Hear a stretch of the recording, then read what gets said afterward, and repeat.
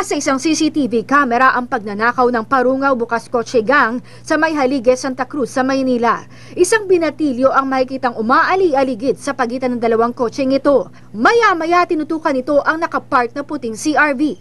Sinipa-sipa ang gulong nito. Sinundot ang salamin ng screwdriver para magkalamat, saka umalis. Pumalit ang isa namang lalaki. Binalot ng damit ang kamao, saka sinuntok ang salamin. Ang pangatlong tao, itinulak ang salamin na buong-buong natanggal, saka umalis. Ang pang-apat ang siyang dumampot ng gamit sa sasakyan. Dahil sa kuha ng CCTV kamerang ito, nadakip ng Manila Special Task Force Group ang mga sospek na notorious ang modus operandi sa Maynila hanggang Quezon City. Upon careful analysis and confirmation, na tukoy itong grupo na magsasagawa ng isang operation dyan sa May Haligi kahapon. Inamin ng 15 anyo sa si alias Julius na siya ang naniniktik ng kotseng bibiktimahin. Sisipahin po. Para? Titignan ko may alarm ng kotse.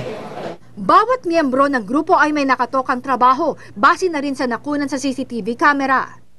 Walang pinipiling lugar ang mga bukas kotse, umaga o gabi may tint o wala. Basta't may makitang mahalagang bagay sa loob ng sasakyan at epektibo ang alarm system, magiging target ka ng bukas kotse. Sa Quezon City lang, 2 kaso ng bukas kotse ang naiulat araw-araw. Natimbog man ng Parungaw Bukas Kotse Gang, tiyak na may mga natitira pang grupo na ganito rin ang estilo. Kaya payo ng pulisya, huwag mag-iiwan ng mahalagang bagay sa loob ng sasakyan tulad ng bag, laptop at cellphone para hindi mabiktima ng mga magnanakaw. Maan Makapagal, Patrol ng Pilipino.